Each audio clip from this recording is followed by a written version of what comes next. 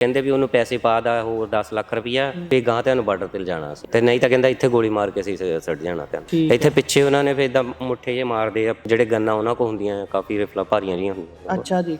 ਹਾਂ ਆਪਾਂ ਤਾਂ ਉਹਨਾਂ ਦਾ ਨਾਮ ਵੀ ਨਹੀਂ ਪਤਾ। ਫਿਰ ਸਾਨੂੰ ਇਦਾਂ ਭੁੱਖੇ ਤੇ ਆਏ 2-3 ਦਿਨ ਰੱਖਿਆ। ਅਸੀਂ ਕਦੀ ਕਿਤੇ ਬਾਹਰ ਫਿਰ ਇਦਾਂ ਕਿਸੇ ਕਦੇ ਕਿਤੇ ਦੁਕਾਨਾਂ ਦੇ ਥੱਲੇ ਲੋਕ ਕੇ ਬਹਿਣਾ 5 ਜਣਿਆਂ ਨੇ। 25 ਦਸੰਬਰ ਨੂੰ ਤਾਂ ਪੂਰੀ ਸਾਰੀ ਰਾਤ ਅਸੀਂ ਇਦਾਂ ਠਾਰ ਕੇ ਪੂਰੀ ਕੱਟੀ। ਅੱਛਾ। ਕ੍ਰਿਸਮਸ ਦੇ 23 ਚ ਠੀਕ ਹੈ। ਫਿਨਲੈਂਡ ਦੇ ਬਾਰਡਰ ਤੇ ਜਾ ਕੇ ਯਾਨੀ ਕਿ ਲੈ ਗਏ। ਉੱਥੇ ਸਾਨੂੰ ਪੈਟਰੋਲ ਪੰਪ ਤੇ ਛੱਡ ਦਿੱਤਾ। ਅੱਛਾ, ਉੱਥੇ ਜਾ ਕੇ ਉਹਨਾਂ ਨੇ ਤੁਹਾਡੇ ਨਾਲ ਸੰਪਰਕ ਤੋੜ ਲਿਆ, ਨਿਕਲ ਗਏ ਉੱਥੋਂ ਚਲੇ ਗਏ? ਉੱਥੋਂ ਚਲੇ ਗਏ। ਫੇਰ ਕਹਿੰਦੇ ਪੈਸੇ ਹੋਰ ਪਾਉਂਗੇ ਤਾਂ ਫੇਲ ਜਾਣਾ ਅੱਗੇ, ਨਹੀਂ ਤਾਂ ਨਹੀਂ। ਉੱਥੋਂ ਤੁਸੀਂ ਅੱਗੇ ਕਿਵੇਂ ਕੀਤਾ? ਅਸੀਂ 3 ਦਿਨ 2-3 ਦਿਨ ਪੈਟਰੋਲ ਪੰਪ ਤੇ ਇੱਦਾਂ ਹੀ ਰਹਿਣਾ। -35 ਟੈਂਪਰੇਚਰ ਹੁੰਦਾ ਸੀਗਾ ਤੇ ਉੱਥੇ ਕਦੀ ਪੈਟਰੋਲ ਪੰਪ ਦੇ ਅੰਦਰ ਮਰ ਜਾਂ ਕਦੀ ਇੱਦਾਂ ਹੀ ਯਾਨੀ ਕਿ 3-4 ਦਿਨ ਇੱਦਾਂ ਜਾਗੇ ਬਿਨਾਂ ਸੁੱਤੇ ਇੱਦਾਂ ਬਸ ਕੱਢਦੇ ਰਹਿੰਦੇ ਸੀਗੇ। ਇਹ ਏਜੰਟ ਨੇ ਜਿਹੜੇ ਜਿਨ੍ਹਾਂ ਨੇ ਤੁਹਾਨੂੰ ਇਸ ਵਰਦੀ ਦੇ ਬੂਥੇ ਧੱਕਿਆ, ਤੁਸੀਂ ਕਿਵੇਂ ਮਿਲੇ ਇਹਨਾਂ ਨੂੰ? ਇਹ ਮਜਬੂਰੀ ਦੀ ਖਾਤਰ ਅਸੀਂ ਇੱਕ ਇਹਨਾਂ ਦੀ ਐਡਵਰਟਾਈਜ਼ ਦੇਖੀ, ਅਸੀਂ ਪੈਸੇ ਬਾਅਦ ਚ ਲੈਣੇ ਆ ਜੀ। ਮੈਂ ਤਾਂ ਮਨਦੀਪ ਨੇ ਦੋਨਾਂ ਨੇ ਅਸੀਂ ਐਡਵਰਟਾਈਜ਼ ਦੇਖੀ। ਮਨਦੀਪ ਕਹਿੰਦਾ ਕਰਕੇ ਦੇਖੇਗਾ। ਤੁਸੀਂ ਤੁਹਾਡੇ ਰਹਿਣ ਦਾ ਕਾਰਨ ਕੀ ਸੀ ਉੱਥੇ, ਕਿਉਂ ਰੁਕੇ? ਮੈਂ ਮਨਦੀਪ ਮੇਰੇ ਨਾਲ ਸ਼ੁਰੂ ਤੋਂ ਬਹੁਤ ਪਿਆਰ ਸੀਗਾ। ਇਹ ਜਦੋਂ 16-17 ਸਾਲਾਂ ਦਾ ਸੀ ਮੈਨੂੰ ਫੋਟੋਗ੍ਰਾਫੀ ਦਾ ਕੰਮ ਕਰਦਾ ਹੁੰਦਾ ਸੀਗਾ। 15 ਕੁ ਦਿਨਾਂ ਤੋਂ ਬਾਅਦ ਫਿਰ ਮੈਂ ਵੀ ਵਾਪਸ ਆ ਗਿਆ। ਮੈਂ ਕਿਹਾ ਇੱਦਾਂ ਆ ਯਾਰ, ਮੈਂ ਕਿਹਾ ਘਰੇ ਨਿਆਣੇ ਪੜ੍ਹਦੇ ਆ, ਬੱਚੇ ਸਕੂਲਾਂ ਵਾਲੇ ਫੀਸਾਂ ਵਾਲੇ ਮੰਗਣ ਡਏ ਆ, ਤੰਗ ਕਰਨ ਡਏ ਆ।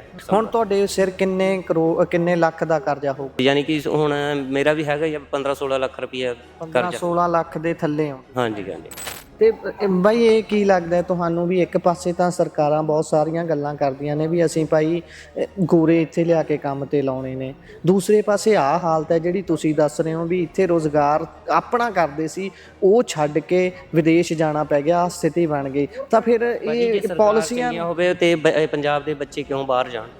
ਇਸ ਕਰਕੇ ਨਾ ਕੋਈ ਇੱਥੇ ਸਾਡੀ ਸੁਣਵਾਈ ਹੋਈ ਆਣ ਕੇ, ਨਾ ਕਿਸੇ ਏਜੰਟ ਨੂੰ ਚੱਕਿਆ, ਨਾ ਕਿਸੇ ਨੂੰ ਕੋਈ ਕਾਰਵਾਈ ਕੀਤੀ। ਉਲਟਾ ਸਾਡੇ ਤੋਂ ਪੁੱਛਦੇ ਸੀ ਵੀ ਤੁਹਾਡੇ ਕੋਈ ਇੰਨੇ ਪੈਸੇ ਕਿੱਥੋਂ ਆਏ ਆ। ਇਹਨਾਂ ਦੇ ਸ਼ਾਇਦ ਉਹ ਪਹਿਲੇ ਦਿਨ ਹੀ ਸਾਨੂੰ ਮਾਰ ਦੇਣਾ ਸੀਗਾ ਜੇ 10 ਲੱਖ ਨਾ ਉਹ ਪੈਸੇ ਜਿੰਨੀ ਵਾਰੀ ਦਿੰਦੇ ਰਹੇ ਅਸੀਂ ਦਿੰਦੇ ਰਹੇ, ਬਚਦੇ ਰਹੇ। ਹਾਂ ਵੀ ਕੋਈ ਨਾ ਕੋਈ ਲੱਭਾਂਗੇ ਹੱਲ, ਇੱਥੇ ਕੋਈ ਗੱਲ ਨਹੀਂ। ਮੈਂ ਇਹਨੂੰ ਕਿਹਾ ਤੂੰ ਆ ਜਾ ਵਾਪਸ। ਨਹੀਂ ਭਾਜੀ ਹੁਣ ਤਾਂ ਕੁਛ ਦਿਖਾ ਕੇ ਜਾਵਾਂਗੇ ਘਰਦਿਆਂ ਨੂੰ, ਕੋਈ ਮਾੜਾ ਮੋਟਾ ਪੈਸਾ ਧੇਲਾ ਪਾ ਕੇ ਫੇਰ ਹੀ ਜਾਵਾਂਗੇ, ਜ਼ਿਆਦਾ ਨਹੀਂ ਤਾਂ ਕਹਿੰਦਾ ਅੱਧੇ ਤੋਂ ਮੋੜ ਕੇ ਜਾਵਾਂਗੇ।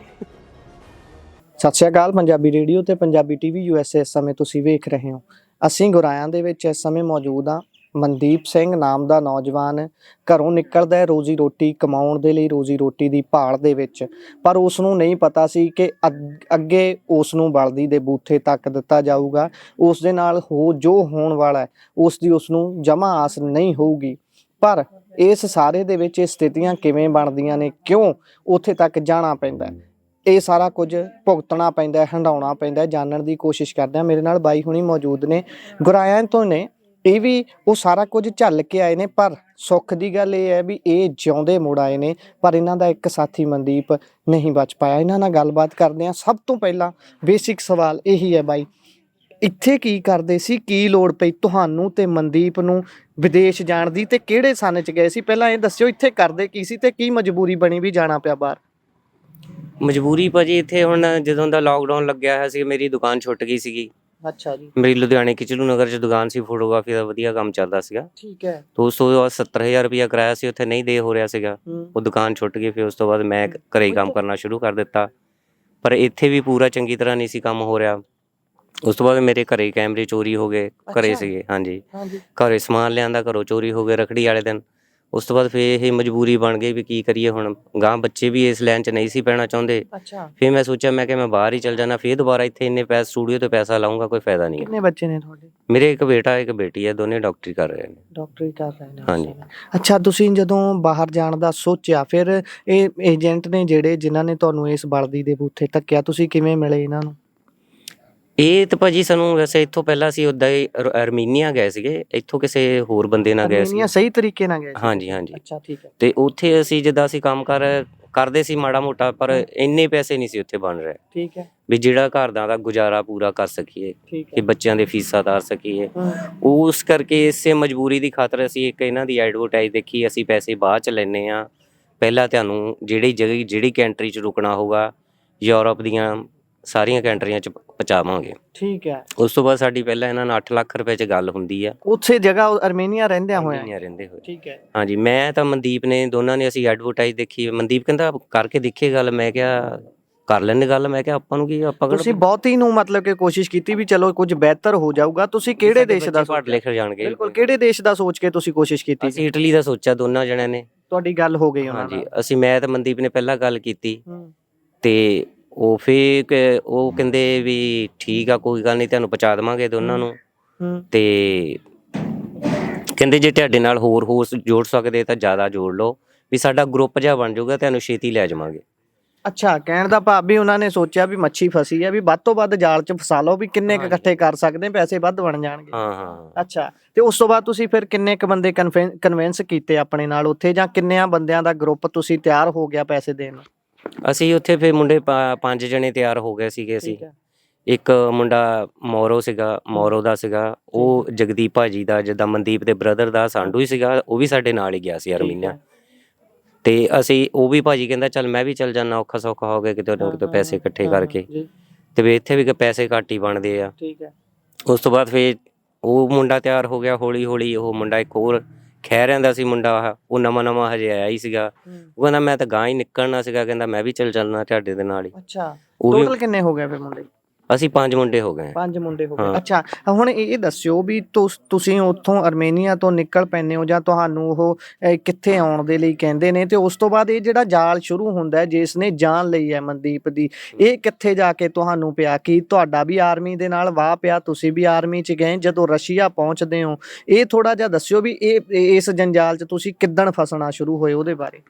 ਮੈਂ ਉਹਦਾ ਆਰਮੀ 'ਚ ਤਾਂ ਨਹੀਂ ਗਿਆ ਮੈਂ, ਯਾਨੀ ਕਿ ਉੱਦਾਂ ਇਹਨਾਂ ਦੇ ਚੰਗੁਲ 'ਚ ਅਸੀਂ ਫਸ ਗਏ ਸੀਗੇ। ਅਸੀਂ 5 ਜਣੇ। ਕਿੱਥੇ ਪਹੁੰਚ ਗਏ ਸੀ ਤੁਸੀਂ? ਅਸੀਂ ਪਹਿਲਾਂ ਤਾਂ ਉਹਨਾਂ ਨੇ ਸਾਨੂੰ 3 ਜਣਿਆਂ ਨੂੰ ਪਹਿਲਾਂ ਵੀਜ਼ਾ ਪਾਇਆ ਉਹਨੇ। ਇੱਕ ਮੋਰੋ ਪਿੰਡ ਦੇ ਵਾਲੇ ਨੂੰ, ਠੀਕ ਹੈ, ਇੱਕ ਖੈਰੇ ਵਾਲੇ ਪਿੰਡ ਦੇ ਨੂੰ, ਇੱਕ ਮਨਦੀਪ ਨੂੰ। ਠੀਕ ਹੈ, ਤੁਸੀਂ ਨਹੀਂ ਸੀ ਉਸ ਟਾਈਮ ਮੇਰੇ 'ਚ ਇਹਨਾਂ ਨੇ ਮੇਰਾ। ਕਿੱਥੇ ਦਾ ਵੀਜ਼ਾ ਪਾਇਆ ਇਹਨਾਂ ਨੇ? ਇਹਨਾਂ ਨੇ ਰਸ਼ੀਆ ਦੇ ਵੀਜ਼ਾ ਪਾਇਆ, ਮਾਸਕੋ। ਰਸ਼ੀਆ ਦਾ ਵਿਜ਼ਿਟਰ ਮਾਸਕੋ ਉਤਰਨ ਦਾ ਵੀਜ਼ਾ ਪਾਇਆ, ਤੇ ਇਹ ਚਲੇ ਗਏ ਫਿਰ ਉਸ ਤੇ? ਹਾਂਜੀ, ਇਹ ਚਲੇ ਗਏ 3 ਜਣੇ ਪਹਿਲਾਂ। ਰਸ਼ੀਆ ਪਹੁੰਚ ਗਏ 12 ਦਸੰਬਰ 2024 ਜਾਂ 25? 23 ਦੇ। ਠੀਕ ਹੈ, 2023 ਦੇ ਵਿੱਚ ਹੀ ਇਹ ਰਸ਼ੀਆ ਪਹੁੰਚ ਗਏ ਸੀ। ਉਸ ਤੋਂ ਬਾਅਦ ਫਿਰ ਤੁਸੀਂ ਕਦੋਂ ਉੱਥੇ ਪਹੁੰਚੇ? ਮੈਂ 18 ਦਸੰਬਰ 23 ਚ ਪਹੁੰਚਿਆ ਉਹਦੇ ਕੋਲ। ਇਹਨਾਂ ਕੋ ਅਸੀਂ ਉੱਥੇ 5 ਜਣੇ ਇਕੱਠੇ ਹੋ ਗਏ ਸੀਗੇ। 5 ਜਣੇ ਇਕੱਠੇ ਹੋ ਗਏ। ਉਸ ਤੋਂ ਬਾਅਦ ਜਿਹੜੀ ਤੁਸੀਂ ਗੱਲ ਪਹਿਲਾਂ ਸੀਚੇਵਾਲ ਸਾਹਿਬ ਹੁਣਾਂ ਦੇ ਬੈਠਿਆਂ ਦੱਸ ਰਹੇ ਸੀ ਵੀ ਇਸ ਤਰੀਕੇ ਦੇ ਨਾਲ ਸੱਟਾਂ ਮਾਰੀਆਂ ਜਾਂਦੀਆਂ ਰਹੀਆਂ, ਸਾਰਾ ਕੁਝ ਕੀਤਾ ਜਾਂਦਾ ਰਿਹਾ, ਤੁਹਾਡੇ ਤੇ ਅਣਮਨੁੱਖੀ ਤਸ਼ੱਦਦ ਉਹਨਾਂ ਨੇ ਸ਼ੁਰੂ ਕਦੋਂ ਕੀਤਾ? ਤੁਸੀਂ ਪੈਸੇ ਦੇ ਦਿੱਤੇ ਉਸ ਟਾਈਮ, ਜਾਂ ਹਾਲੇ ਪੈਸੇ ਦੇਣੇ ਸੀ ਉਸ ਟਾਈਮ? ਇਹ ਕਦੋਂ ਇਹ ਗੱਲ ਸਾਰੀ ਸ਼ੁਰੂ? ਸਾਡੇ ਤੋਂ ਪੈਸੇ ਤਾਂ ਇਹਨਾਂ ਨੇ ਪਹਿਲੇ ਇੱਥੇ ਜਦੋਂ ਬੀਜੇ ਪਾਏ ਨਾ 3 ਜਣਿਆਂ ਨੂੰ 12 ਤਰੀਕ ਨੂੰ, ਤੇ 4 ਲੱਖ ਰੁਪਏ ਦਾ ਪਤਾ ਨਹੀਂ 2 ਲੱਖ ਰੁਪਏ ਸ਼ਾਇਦ ਉਸ ਦਿਨ ਲੈ ਲਿਆ ਸੀ ਇਹਨਾਂ ਨੇ। ਉਹ ਜਗਦੀਪ ਭਾਜੀ ਕੋਈ ਪੈਸੇ ਅਸੀਂ ਇਕੱਠੇ ਕਰ ਇੱਕੋ ਜਗ੍ਹਾ ਰਖਾਤੇ ਸੀਗੇ। ਇਹ ਕਹਿੰਦੇ ਸੀ ਸਿਰਫ ਤੁਸੀਂ ਦਿਖਾ ਦਿਓ, ਪੈਸੇ ਦੇ ਕੇ ਇਹਨਾਂ ਨੇ ਸਾਨੂੰ ਬੀਜੇ ਪਾਤੇ। ਠੀਕ ਹੈ, ਤੇ ਉਸ ਤੋਂ ਬਾਅਦ ਫਿਰ ਇਹਨਾਂ ਕੋਲ ਪਤਾ ਨਹੀਂ 4 ਲੱਖ ਰੁਪਏ ਸ਼ਾਇਦ ਲੈ ਕੇ ਗਏ ਆ। ਮੈਨੂੰ ਪ੍ਰੋਪਰ ਹੁਣ ਚੇਤਾ ਨਹੀਂ, ਕਿਉਂਕਿ ਗੱਲ ਵੀ ਕਾਫੀ ਦੇਰ ਹੋ ਗਈ ਆ ਨਾ। ਠੀਕ ਹੈ, ਤੇ ਹੁਣ ਦੱਸੋ ਫਿਰ ਉਹ ਜਿਹੜੀਆਂ ਸੱਟਾਂ ਮਾਰਨੀਆਂ, ਤੰਗ ਪਰੇਸ਼ਾਨ ਕਰਨਾ, ਉਹ ਕਦੋਂ ਤੋਂ ਚੱਲ ਰਿਹਾ ਸੀ? ਉਹ ਫਿਰ ਸੈਂਟ ਪੀਟਰ 'ਚ ਜਿੱਦਾਂ ਅਸੀਂ ਮਾਸੋ 'ਚ ਅਸੀਂ ਪਹੁੰਚ ਗਏ, ਉਦੋਂ ਫਿਰ ਸਾਨੂੰ ਇਹ ਕਹਿੰਦੇ ਵੀ ਤੁਹਾਨੂੰ ਅੱਜ ਲੈ ਜਾਣਾ, ਤੁਹਾਨੂੰ ਬਾਰਡਰ ਕ੍ਰੋਸ ਕਰਾ ਦੇਣਾ। ਕਿੱਥੇ ਦਾ? ਪੋਲੈਂਡ ਦਾ ਸ਼ਾਇਦ, ਜਾਂ ਫਿਨਲੈਂਡ ਦੇ ਵੱਲ ਦੀ, ਜਾਂ ਕਹਿੰਦੇ ਜਰਮਨ ਵੱਲ ਦੀ, ਕਿਸੇ ਵੀ ਬਾਰਡਰ ਥਾਂ ਨਹੀਂ ਤੁਹਾਨੂੰ ਅੱਜ ਕਿਸੇ ਵੀ ਯੂਰਪ ਕੰਟਰੀ 'ਚ ਐਂਟਰ ਕਰ ਦੇਵਾਂਗੇ। ਉਸ ਤੋਂ ਬਾਅਦ ਗਾਂ ਸਾਡੇ ਬੰਦੇ ਤੁਹਾਨੂੰ ਜਿਹੜੀਆਂ ਕੰਟਰੀ 'ਚ ਤੁਸੀਂ ਜਾਣਾ ਆ, ਆਪਣੀ ਕੰਟਰੀ ਚੁਣ ਕੇ ਜਾ ਸਕਦੇ। ਅੱਛਾ, ਠੀਕ ਹੈ। ਤੇ ਫਿਰ ਤੁਸੀਂ ਦੱਸਿਆ ਵੀ ਉੱਥੇ ਤੱਕ ਇਹਨਾਂ ਨੇ ਜਾਣ ਦਾ ਤੁਹਾਡੇ ਨਾਲ ਪ੍ਰੋਮਿਸ ਕਰ ਲਿਆ। ਕਿੱਦਾਂ ਦਾ ਤਸ਼ੱਦਦ ਕਰ ਰਹੇ ਸੀ ਤੁਹਾਡੇ ਤੇ? ਉਸ ਫਿਰ ਸਾਨੂੰ ਰਾਸਤੇ 'ਚ ਇਹਨਾਂ ਨੇ ਜੰਗਲ 'ਚ ਰੋਕ ਲਿਆ। ਅੱਛਾ, ਯਾਨੀ ਕਿ ਉੱਥੋਂ ਮੇਰੇ ਖਿਆਲ 1.5 ਦਿਨ ਦਾ। ਜਿਨ੍ਹਾਂ ਨੇ ਰੋਕਿਆ, ਜਿਹੜੇ ਤੁਹਾਡੇ ਨਾਲ ਸੀ, ਉਹ ਇੰਡੀਅਨ ਬੰਦੇ ਸੀ ਜਾਂ ਕਿੱਦਾਂ? ਉਹ ਉੱਥੇ ਰਸ਼ੀਅਨ ਹੀ ਆ, ਉਹ ਡੌਂਕਰ ਆ ਉੱਥੇ ਦੇ। ਓਕੇ। ਹਾਂ, ਉਹ ਡੰਕਰ। ਹਾਂ, ਠੀਕ ਹੈ। ਉਹ ਇਹ ਇੱਥੇ ਸੰਦੀਪ ਹੰਸ ਨੂੰ ਇਹਨਾਂ ਫਿਰ ਕਹਿੰਦੇ ਵੀ ਉਹਨੂੰ ਪੈਸੇ ਪਾ ਦਾ ਹੋਰ 10 ਲੱਖ ਰੁਪਈਆ, ਫਿਰ ਗਾਂ ਤੁਹਾਨੂੰ ਬਾਰਡਰ ਤੇ ਲਿਜਾਣਾ ਸੀ, ਤੇ ਨਹੀਂ ਤਾਂ ਕਹਿੰਦਾ ਇੱਥੇ ਗੋਲੀ ਮਾਰ ਕੇ ਅਸੀਂ ਸੱਟ ਜਾਣਾ ਤੁਹਾਨੂੰ ਜੰਗਲ 'ਚ। ਹਾਂ, ਇੱਥੇ ਪਿੱਛੇ ਉਹਨਾਂ ਨੇ ਫਿਰ ਏਦਾਂ ਮੁੱਠੇ ਜਿਹੇ ਮਾਰਦੇ ਆ, ਜਿਹੜੇ ਗੰਨਾਂ ਉਹਨਾਂ ਕੋਲ ਹੁੰਦੀਆਂ ਕਾਫੀ ਰਿਫਲਾਂ ਭਾਰੀਆਂ ਜਿਹੀਆਂ ਹੁੰਦੀਆਂ। ਅੱਛਾ ਜੀ। ਹਾਂ, ਆਪਾਂ ਨੂੰ ਤਾਂ ਉਹਨਾਂ ਦਾ ਨਾਮ ਵੀ ਨਹੀਂ ਪਤਾ ਕੀ ਚੀਜ਼ਾਂ ਆ। ਕਿੰਨੇ ਵਿਅਕਤੀ ਸੀ ਤੁਹਾਡੇ ਉੱਤੇ ਜਿਹੜੇ ਮਤਲਬ ਤੁਹਾਨੂੰ ਡੌਂਕਰ ਲਿਜਾ ਰਹੇ ਸੀ? ਉਹ ਕਿੰਨੇ ਬੰਦੇ ਸੀ? ਤੇ ਉਹ ਆਪਣੀ ਭਾਸ਼ਾ 'ਚ ਚਲੋ ਗੱਲ ਕਰਦੇ ਹੋਣਗੇ, ਉਹਨਾਂ ਦਾ ਵਤੀਰਾ ਤਾਂ ਅੱਖਲ ਹੀ ਹੋਊਗਾ। ਹਾਂਜੀ, ਉਹ ਹੁੰਦੇ ਤਾਂ 2-3 ਹੀ ਆ, ਪਰ ਉਹਨਾਂ ਕੋਲ ਪਿਸਟਲਾਂ ਜਿਹੜੀਆਂ ਸੀਗਾ ਖਾਲੀ ਹੱਥਾਂ ਨਾਲ। ਇੱਕ ਹੈ ਬਗਾਨੇ ਸ਼ਹਿਰ 'ਚ। ਬਿਲਕੁਲ। ਉਹ ਚੀਜ਼ ਬੰਦੇ ਨੂੰ ਡਹਿਲ ਪਾਉਂਦੀ ਹੈ। ਇਹਨੇ 1 ਮਿੰਟ ਲਾਉਣਾ ਆ, ਅਸੀਂ ਕਿੰਨਾ ਕਿਤੇ ਹੱਥ ਪਾਈ ਕਰ ਲਾਂਗੇ, ਚਾਹੇ ਦੂਜਾ ਮਾਰ ਦੂਗਾ। ਉਸ ਕਰਕੇ ਫਿਰ ਸਾਨੂੰ ਇਹਨਾਂ ਨੇ ਫਿਰ ਜਗਦੀਪ ਭਾਜੀ ਨੇ ਪੈਸੇ ਪਾਤੇ ਆ, ਫਿਰ ਸਾਨੂੰ ਲੈ ਗਏ ਸੈਂਟ ਪੀਟਰ। ਅੱਛਾ, ਸੈਂਟ ਪੀਟਰ 'ਚ ਇਹਨਾਂ ਨੇ ਸਾਨੂੰ ਹੋਟਲ 'ਚ ਠਹਿਰਾਇਆ, ਫਿਰ ਰੋਟੀ ਪਾਣੀ ਵਧੀਆ ਦਿੱਤਾ ਇੱਕ ਦਿਨ। ਉਹ 10 ਲੱਖ ਵੀ ਪਾਤਾ ਤੁਸੀਂ, ਮਤਲਬ ਕਿ ਜਦੋਂ ਉਹਨਾਂ ਨੇ ਕਿਹਾ 10 ਲੱਖ ਹੋਰ ਪਾਓ ਇੰਨੇ ਬੰਦੇ ਦਾ? ਹਾਂ। ਅੱਛਾ, ਫਿਰ ਉਹ 10 ਲੱਖ ਭਾਜੀ ਨੇ ਪਾਤਾ ਜਗਦੀਪ ਭਾਜੀ ਨੇ। ਫਿਰ ਉਸ ਤੋਂ ਬਾਅਦ ਫਿਰ ਸੈਂਟ ਪੀਟਰ ਸਾਨੂੰ ਰੋਟੀ ਪਾਣੀ ਦਿੱਤਾ ਇੱਕ ਦਿਨ ਵਧੀਆ। ਅੱਛਾ, ਉਸ ਤੋਂ ਬਾਅਦ ਫਿਰ ਉਹਨਾਂ ਡੌਂਕਰਾਂ ਨੇ? ਦੂਜੇ ਦਿਨ ਫਿਰ ਉਦਾਂ ਹੀ ਕਰਨ ਲੱਗ ਪਏ ਵੀ ਹਾਂ ਤੁਸੀਂ 10 ਲੱਖ 10 ਲੱਖ ਰੁਪਇਆ ਹੋਰ ਦਓਗੇ ਤਾਂ ਨਹੀਂ ਤਾਂ ਇੱਥੇ ਤੁਸੀਂ ਬੈਠੇ ਰਹੋ। ਆਪ ਉਹ ਗੱਡੀਆਂ 'ਚ ਬਹਿ ਜਾਂਦੇ ਸੀਗੇ, ਸਾਨੂੰ ਠੰਡ 'ਚ ਬਾਹਰ ਬਿਠਾਈ ਰੱਖਦੇ ਸੀਗੇ। ਅੱਛਾ, ਅਸੀਂ ਸਾਡਾ ਕੰਬਣਾ, ਬੁਰੇ ਹਾਲ ਹੋਣਾ। ਉਦੋਂ ਤਾਂ ਟੈਂਪਰੇਚਰ ਮਾਈਨਸ ਮੇਰੇ ਖਿਆਲ 5-10 ਹੋਊਗਾ ਉੱਥੇ ਸ਼ਹਿਰ 'ਚ। ਤੁਸੀਂ ਦੱਸ ਸਕਦੇ ਹੋ ਕਿਹੜੇ ਸ਼ਹਿਰ 'ਚ ਸੀ ਤੁਸੀਂ ਜਿੱਥੇ ਤੁਹਾਨੂੰ ਜ਼ਿਆਦਾ ਘੁਮਾ? Saint Peter. ਸੈਂਟ ਪੀਟਰ 'ਚ ਉੱਥੇ ਫਿਰ ਅਸੀਂ ਸਾਨੂੰ ਫਿਰ ਯਾਨੀ ਕਿ ਫਿਰ ਭਾਜੀ ਨੇ 10 ਲੱਖ ਰੁਪਏ ਪਾਇਆ। ਹਾਂ, ਫਿਰ ਮੈਂ ਕਹਿਣ ਦਾ ਭਾਵ ਇੱਕ 10 ਪਹਿਲਾਂ ਪਵਾ ਲਿਆ, ਇੱਕ 10 ਲੱਖ ਫੇਰ ਪਵਾ ਲਿਆ? ਹਾਂ। ਅੱਛਾ, ਏਦਾਂ ਕਰਦੇ ਯਾਨੀ ਕਿ ਕਰਦੇ ਕਿੰਨੇ ਕੁ ਲੱਖ ਪਵਾ ਲਿਆ ਤੁਹਾਡੇ ਸਾਰਿਆਂ ਦਾ ਉਹਨਾਂ ਨੇ ਕਰਦੇ ਪਹਿਲਾਂ ਫਿਰ ਉਹ ਫੇਰ ਸਾਨੂੰ ਰੋਟੀ ਪਾਣੀ ਦੇ ਦਿੱਤਾ, ਫੇਰ ਭਾਜੀ ਨੇ ਪੈਸੇ ਪਾਤੇ, ਫੇਰ ਸਾਨੂੰ ਟੋਟਲ ਪਾਤੇ ਹੁਣ ਤੱਕ? ਇਹ ਭਾਜੀ ਨੂੰ ਪਤਾ ਸੀਗਾ ਕਿੰਨੇ ਪਾਉਂਦਾ ਹੈ, ਪਰ ਇੰਨਾ ਵੀ ਉਹ 10 ਲੱਖ ਦੀ ਉੱਥੇ ਸਾਡੇ ਕੋਲ ਪਤਾ ਮੰਗਦੇ ਹੁੰਦੇ ਸੀ। ਕਹਿਣ ਦਾ ਭਾਵ ਵੀ ਜਿੰਨੀ ਵਾਰੀ ਤੁਹਾਡੇ ਤੋਂ ਇਦਾਂ ਉਹਨਾਂ ਨੇ ਕੀਤਾ ਵੀ ਹਰ ਵਾਰ 10 ਲੱਖ ਦੀ ਹੀ ਡਿਮਾਂਡ ਰੱਖਦੇ ਹੁੰਦੇ ਸੀ। ਬਾਕੀ ਭਾਜੀ ਪਤਾ ਨਹੀਂ ਕਿੰਨੇ ਪਾਉਂਦਾ ਹੁੰਦਾ ਸੀ ਉਹਨਾਂ ਨੂੰ, ਫੇਰ ਕਿੰਨਾ ਸਾਨੂੰ ਰੋਟੀ ਪਾਣੀ। ਤੁਸੀਂ ਜਗਦੀਪ ਭਾਜੀ ਦੇ ਨਾਲ ਹੀ ਟੱਚ 'ਚ ਰਹੇ ਉਹ ਪੈਸੇ ਭੇਜਣ ਲਈ? ਹਾਂਜੀ। ਅੱਛਾ, ਫਿਰ ਹੁਣ ਇਹ ਦੱਸਿਓ, ਜਗਦੀਪ ਭਾਜੀ ਕੋ ਸਾਰਿਆਂ 5 ਜਣੇ ਨੇ ਪੈਸੇ ਜਮ੍ਹਾਂ ਕਰਤੇ? ਠੀਕ ਹੈ। ਅੱਛਾ, ਜਿਹੜਾ ਇਹ ਮਨਦੀਪ ਹੈ, ਇਹਦਾ ਤੁਹਾਡੇ ਨਾਲ ਉਹ ਤਾਲੁਕਾਤ ਕਦੋਂ ਟੁੱਟਿਆ? ਜਿਹੜਾ ਆਰਮੀ ਦੀ ਗੱਲ ਪਤਾ ਲੱਗਦੀ ਹੈ, ਕਦੋਂ ਤਾਲੁਕਾਤ ਇਹਦਾ ਟੁੱਟਿਆ ਤੇ ਆਰਮੀ 'ਚ? ਮੈਂ ਰੈਗੂਲਰ ਦੱਸੀ ਜਾਣਾ ਉਸ ਹਿਸਾਬ ਨਾਲ ਕੰਟੀਨਿਊ ਨਾ। ਫਿਰ ਉਸ ਤੋਂ ਬਾਅਦ ਫਿਰ ਇਹਨਾਂ ਨੇ ਜਿੱਦਾਂ ਸਾਨੂੰ ਫਿਰ ਉੱਥੋਂ ਫਿਰ ਕਹਿੰਦੇ ਤੁਹਾਨੂੰ ਅੱਜ ਹੋਟਲ 'ਚ ਠਹਿਰਾ ਦਿੰਦੇ ਆ। ਫਿਰ ਭਾਜੀ ਨੇ ਫਿਰ ਪੈਸੇ ਪਾਤੇ ਆ। ਫਿਰ ਸਾਨੂੰ ਉਸ ਤੋਂ ਬਾਅਦ ਕਹਿੰਦੇ ਵੀ ਚੱਲ, ਫਿਰ ਸਾਨੂੰ 2 ਕੁ ਦਿਨ ਏਦਾਂ ਤੰਗ ਕੀਤਾ, ਕਹਿੰਦੇ ਹੋਰ ਪੈਸੇ ਪਾਓ। ਫਿਰ ਸਾਨੂੰ ਏਦਾਂ ਭੁੱਖੇ ਤੇ ਆਏ 2-3 ਦਿਨ ਰੱਖਿਆ। ਅਸੀਂ ਕਦੀ ਕਿਤੇ ਬਾਹਰ, ਫਿਰ ਏਦਾਂ ਕਿਤੇ ਦੁਕਾਨਾਂ ਦੇ ਥੱਲੇ ਲੋਕ ਕੇ ਬਹਿਣਾ 5 ਜਣਿਆਂ ਨੇ।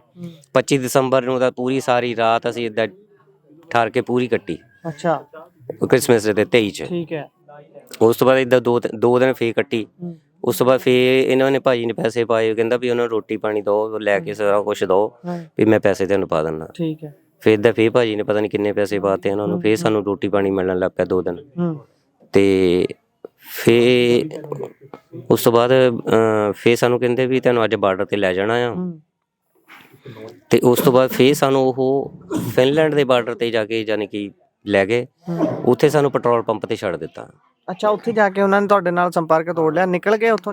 ਉੱਥੋਂ ਚਲੇ ਗਏ। ਫੇਰ ਕਹਿੰਦੇ ਪੈਸੇ ਹੋਰ ਪਾਉਂਗੇ ਤਾਂ ਫੇਰ ਜਾਣਾ ਅੱਗੇ, ਨਹੀਂ ਤਾਂ ਨਹੀਂ। 750 ਕਿਲੋਮੀਟਰ ਗਾਂਹ ਸੀਗਾ ਬਾਰਡਰ ਫਿਨਲੈਂਡ ਦਾ। ਅੱਛਾ, ਬਹੁਤ ਪਿੱਛੇ ਹੀ ਛੱਡਤਾ? ਕਾਫੀ ਪਿੱਛੇ ਛੱਡ ਦਿੱਤਾ। ਅੱਛਾ, ਫਿਰ ਉੱਥੋਂ ਤੁਸੀਂ ਅੱਗੇ ਕਿਵੇਂ ਕੀਤਾ? ਅਸੀਂ 3 ਦਿਨ 2-3 ਦਿਨ ਪੈਟਰੋਲ ਪੰਪ ਤੇ ਏਦਾਂ ਹੀ ਰਹਿਣਾ। -35 ਟੈਂਪਰੇਚਰ ਹੁੰਦਾ ਸੀਗਾ। ਤੇ ਉੱਥੇ ਕਦੀ ਪੈਟਰੋਲ ਪੰਪ ਦੇ ਅੰਦਰ ਮਰ ਜਾਂ ਕਦੀ ਏਦਾਂ ਹੀ, ਯਾਨੀ ਕਿ 3-4 ਦਿਨ ਏਦਾਂ ਜਾਗੇ ਬਿਨਾਂ ਸੁੱਤੇ ਏਦਾਂ ਬਸ ਕੱਢਦੇ ਰਹਿੰਦੇ ਸੀਗੇ। 3 ਦਿਨ ਲਗਾਤਾਰ? 3 ਦਿਨ। ਫਿਰ 3 ਦਿਨ ਬਾਅਦ ਕਿਹਨੇ ਤੁਹਾਡੀ ਸਾਰ ਲਈ, ਕਿਵੇਂ ਹੋਇਆ? ਫਿਰ ਉਸ ਤੋਂ ਬਾਅਦ ਸਾਨੂੰ ਉੱਥੇ ਦਾ ਲੋਕਲ ਬੰਦਾ ਟੱਕਰਿਆ, ਉਹ ਹੈਲਪਫੁਲ ਸੀ? ਰਸ਼ੀਅਨ। ਹਾਂਜੀ, ਰਸ਼ੀਅਨ ਕਹਿੰਦਾ ਮੈਂ ਤੁਹਾਨੂੰ ਇੱਥੇ ਨਾਲੇ ਲਾਗੇ ਆ, ਵੀ ਤੁਹਾਨੂੰ ਮੈਂ ਛੱਡਿਆ ਨਾ ਉੱਥੇ ਰੇਲਵੇ ਸਟੇਸ਼ਨ ਤੇ, ਤੁਸੀਂ ਉੱਥੋਂ ਜਾ ਕੇ ਮਾਸਕੋ ਦੁਬਾਰਾ ਵਗ ਜਾਓ। ਓਕੇ। ਤੇ ਅਸੀਂ ਕਿਹਾ ਵੀ ਚਲ ਠੀਕ ਆ, ਕੋਈ ਗੱਲ ਦੇਖਦੇ ਆ।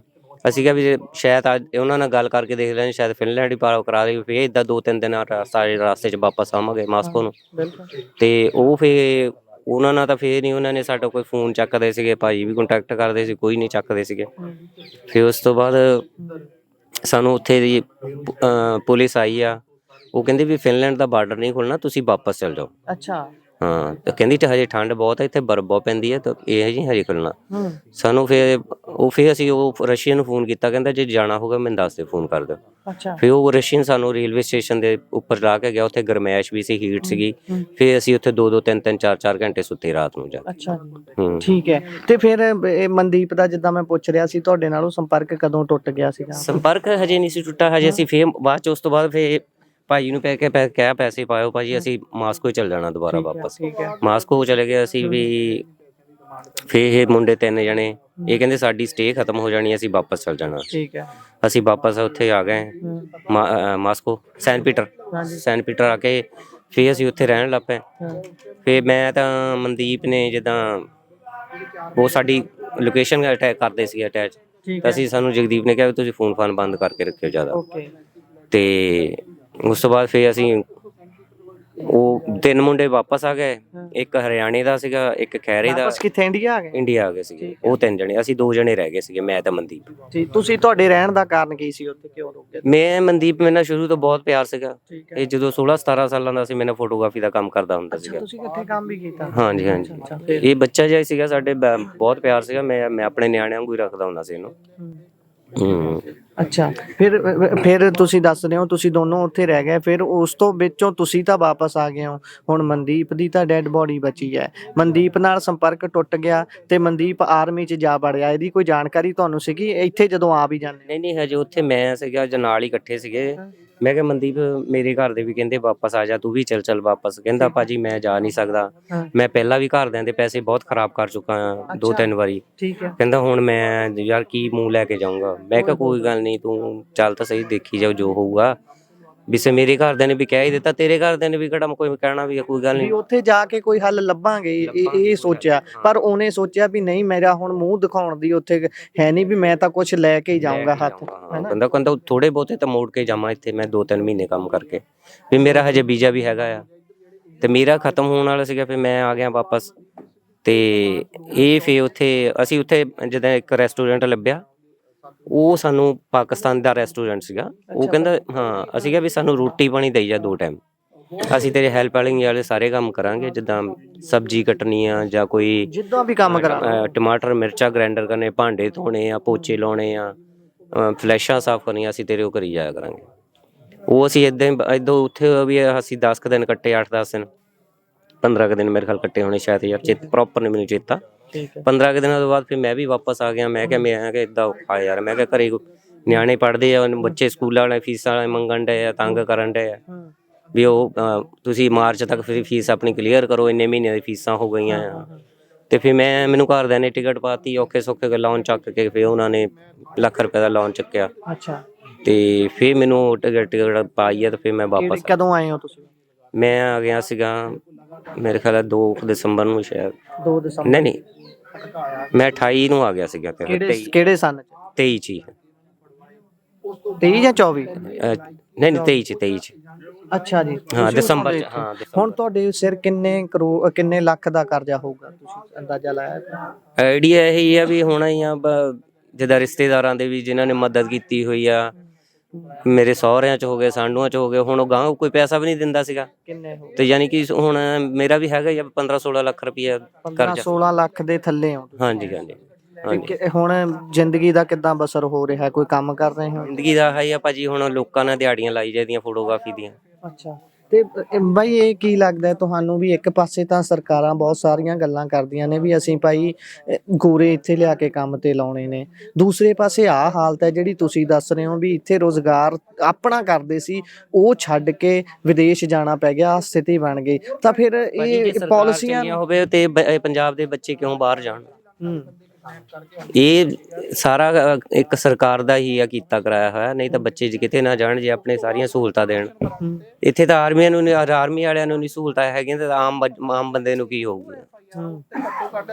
ਇਸ ਕਰਕੇ ਨਾ ਕੋਈ ਇੱਥੇ ਸਾਡੀ ਸੁਣਵਾਈ ਹੋਈ ਆਣ ਕੇ, ਨਾ ਕਿਸੇ ਏਜੰਟ ਨੂੰ ਚੱਕਿਆ, ਨਾ ਕਿਸੇ ਨੂੰ ਕੋਈ ਕਾਰਵਾਈ ਕੀਤੀ। ਉਲਟਾ ਸਾਡੇ ਤੋਂ ਪੁੱਛਦੇ ਸੀ ਵੀ ਤੁਹਾਡੇ ਕੋਈ ਇੰਨੇ ਪੈਸੇ ਕਿੱਥੋਂ ਆਏ ਆ। ਹੁਣ ਤੁਸੀਂ ਮੇਰੇ ਨਾਲ ਭਰਾ ਤੌਰ ਤੇ ਮਦਦ ਕੀਤੀ ਆ, ਵੀ ਮੈਂ ਹੁਣ ਤੁਹਾਡਾ ਸ਼ੋਅ ਕਰੂੰਗਾ ਵੀ ਮੈਂ। ਕੌਣ ਪੁੱਛਦਾ ਸੀ ਤੁਹਾਨੂੰ ਵੀ ਤੁਹਾਡੇ ਤੋਂ ਇੰਨੇ ਪੈਸੇ ਕਿੱਥੋਂ? ASI ਸੀਗੇ, ਉਹ ਜਗਦੀਪ ਭਾਜੀ ਨੂੰ ਪੁੱਛਦੇ ਸੀ ਵੀ ਤੁਹਾਡੇ ਤੋਂ 5 ਜਣੇ ਤੋਂ ਕਿੱਦਾਂ ਪੈਸੇ ਆਏ ਨੇ। ਅੱਛਾ, ਹਾਂਜੀ। ਉਹਨਾਂ ਲਈ ਇਹ ਜ਼ਰੂਰੀ ਆ ਵੀ ਇਹਨਾਂ ਕੋਲ ਇੰਨੇ ਪੈਸੇ ਕਿੱਦਾਂ ਆਏ, ਉਹਨਾਂ ਲਈ ਇਹ ਜ਼ਰੂਰੀ ਨਹੀਂ ਵੀ ਕੁਝ ਮਨੁੱਖੀ ਜਾਨਾਂ ਉੱਥੇ ਫਸੀਆਂ ਹੋਈਆਂ। ਹਾਂਜੀ, ਇਹ ਨਹੀਂ ਕੁਝ ਵੀ ਦੇਖਿਆ। ਤੇ ਤੁਸੀਂ ਮਨਦੀਪ ਦੀ ਮੌਤ ਦਾ ਜ਼ਿੰਮੇਵਾਰ ਸਭ ਤੋਂ ਵੱਡਾ ਕਿਹਨੂੰ ਮੰਨਦੇ ਹੋ? ਭਾਜੀ ਏਜੰਟਾਂ ਨੂੰ ਮੰਨਦੇ ਆ, ਹੋਰ ਕੀ ਹੈ। ਇਹ ਇਹਨਾਂ ਨੇ ਜਦ ਸਾਡੀ ਕੋਈ ਉਦੋਂ ਸਾਨੂੰ ਇਹਨਾਂ ਦੇ ਸ਼ਾਇਦ ਉਹ ਪਹਿਲੇ ਦਿਨ ਹੀ ਸਾਨੂੰ ਮਾਰ ਦੇਣਾ ਸੀਗਾ ਜੇ 10 ਲੱਖ ਨਾ ਉਹ ਪੈਸੇ ਜਿੰਨੀ ਵਾਰੀ ਦਿੰਦੇ ਰਹੇ ਅਸੀਂ, ਦਿੰਦੇ ਰਹੇ, ਬਚਦੇ ਰਹੇ। ਹਾਂ, ਉਸ ਤੋਂ ਬਾਅਦ ਖਰੇ ਇਹਦੇ ਭਰਾ ਨੂੰ ਟੌਰਚਰ ਕਰਦੇ ਸੀ, ਉਹ ਕਿਤੇ ਹੱਥ ਉਹ ਕਹਿੰਦੇ ਸੀ ਵੀ ਅਸੀਂ ਗਾਂਹ ਪਹੁੰਚਾ ਦਿੰਦੇ ਆ, ਪਤਾ ਨਹੀਂ ਜਾਂ ਫਿਰ ਇੱਥੇ ਇਹਨੂੰ ਕੰਮ ਕਰ, ਪਤਾ ਨਹੀਂ ਸ਼ਾਇਦ ਲੱਭ ਦਿੰਦੇ। ਏਦਾਂ ਗੱਲਬਾਤ ਕੋਈ ਹੋਈ ਹੋਊਗੀ ਇਹਨਾਂ ਦੀ ਜਗਦੀਪ ਭਾਜੀ ਨਾਲ, ਏਜੰਟਾਂ ਨਾਲ, ਵੀ ਤੂੰ ਏਦਾਂ ਕਰੋ ਆਪਣੇ ਭਰਾ ਦੀ ਲੋਕੇਸ਼ਨ ਭਾਈ। ਉਹ ਇਹਦੇ ਭਰਾ ਨੂੰ ਚੱਕ ਲਿਆ। ਉਸ ਤੋਂ ਬਾਅਦ ਉਹਨੂੰ ਪਤਾ ਨਹੀਂ ਕੀ ਕੀਤਾ ਇਹਨਾਂ ਨੇ, ਕੀ ਨਹੀਂ ਕੀਤਾ। ਮੈਂ ਤਾਂ ਉੱਥੋਂ ਆ ਗਿਆ ਸੀ ਵਾਪਸ। ਉਸ ਤੋਂ ਬਾਅਦ ਭਾਜੀ ਨਾਲ ਪਤਾ ਨਹੀਂ ਹੋਈ ਗੱਲਬਾਤ ਮਨਦੀਪ ਦੀ। ਇਹ ਸਾਰਾ ਕੁਝ ਮੇਰੇ ਨਾਲ ਤੇ 5 ਤਰੀਕ ਨੂੰ ਹੋਈ ਹੈ, 24 ਚ 5 ਜਨਵਰੀ ਨੂੰ ਗੱਲ ਬਸ। ਕਹਿੰਦਾ ਮੈਂ ਉੱਥੇ ਦੁਕਾਨ ਤੇ ਆ, ਚੱਲ ਵਧੀਆ ਰੋਟੀ ਪਾਣੀ ਮਿਲੀ ਜਾਂਦਾ ਆ, ਹਜੇ ਕੰਮ ਲੱਭਾਂਗੇ, ਕੋਈ ਗੱਲ ਨਹੀਂ, ਦੇਖਦੇ ਆ। ਅੱਛਾ, ਇਹ ਹੱਸ ਕੇ ਖੁਸ਼ੀ 'ਚ ਗੱਲ ਕਰ ਰਿਹਾ ਸੀ? ਹੱਸ ਕੇ ਖੁਸ਼ੀ 'ਚ ਗੱਲ ਕੀਤੀ ਉਦੋਂ। ਕਹਿੰਦਾ ਬਾਕੀ ਹੱਸ ਕੇ ਤਾਂ ਨਹੀਂ ਹੁੰਦਾ, ਉਹ ਬਸ ਕਹਿਣ ਨੂੰ ਆਪਣੇ ਦਿਲ ਨੂੰ ਤਸੱਲੀ ਹੁੰਦੀ ਆ ਵੀ ਕੋਈ ਨਾ ਕੋਈ ਲੱਭਾਂਗੇ ਹੱਲ ਇੱਥੇ, ਕੋਈ ਗੱਲ ਨਹੀਂ। ਮੈਂ ਇਹਨੂੰ ਕਿਹਾ ਤੂੰ ਆ ਜਾ ਵਾਪਸ। ਨਹੀਂ ਨਹੀਂ ਭਾਜੀ, ਹੁਣ ਤਾਂ ਕੁਛ ਦਿਖਾ ਕੇ ਜਾਵਾਂਗੇ ਘਰਦਿਆਂ ਨੂੰ, ਕੋਈ ਮਾੜਾ ਮੋਟਾ ਪੈਸਾ ਧੇਲਾ ਪਾ ਕੇ ਫੇਰ ਹੀ ਜਾਵਾਂਗੇ, ਜ਼ਿਆਦਾ ਨਹੀਂ ਤਾਂ ਕਹਿੰਦਾ ਅੱਧੇ ਤੋਂ ਮੋੜ ਕੇ ਜਾਵਾਂਗੇ।